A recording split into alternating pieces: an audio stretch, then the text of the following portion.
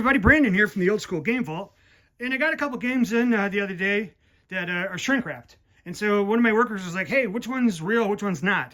So I was like, okay, we'll do a real quick video and we'll do a vlog about how to tell reshrunk games from real brand new games. So for this example, we have Tomba 2 and Intelligent Qube on the PS1. Rare games. Now, the easiest way to tell, well, Tomba 2 still has the seal on it, so that's kind of a dead giveaway. But let's pretend if we flip it over that Tomba doesn't have the seal, and we need to inspect. Now, how you can tell reshrunk games to authentic games is really by this method called Y-folds. Now, each corner is going to have this little Y-fold. So the big companies, Nintendo, Sony, Microsoft, all have these cool little machines that can put a Y-fold in the corners. And so that's really how you can tell the difference on new disc games, is by the Y-folds. Then you can look at this Intelligent Qube. It clearly doesn't have anything. You got a weird seam right here. This almost looks like a bag of some sort, maybe, possibly, I'm not for sure. But this one was reshrunk. Tomba's our genuine one, as we just, and it's also got the hang tag there. Another question I get from time to time is this hole right here. A lot of times, new games I get will have a hole punched in the side, drilled through the case. Maybe the UPC code has like a punch on it.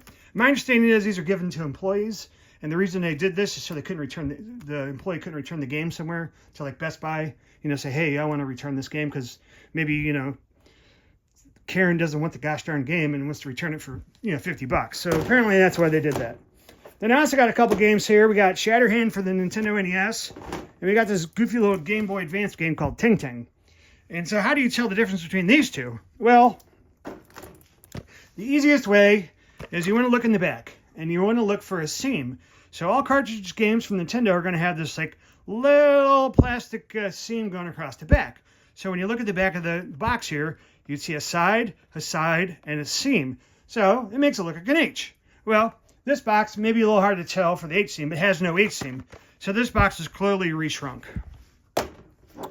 Now if you look at Shatterhand here, I know it's kind of a white box and hard to see, but the point I'm trying to make is, right here in the middle, there's a seam all the way in the back connecting the sides.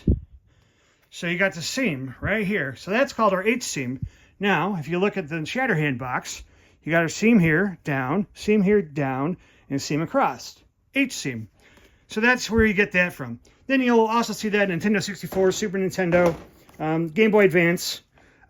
So these are some easy ways to tell new games from reshrunk games. So I'm Brandon from the Old School Game Vault.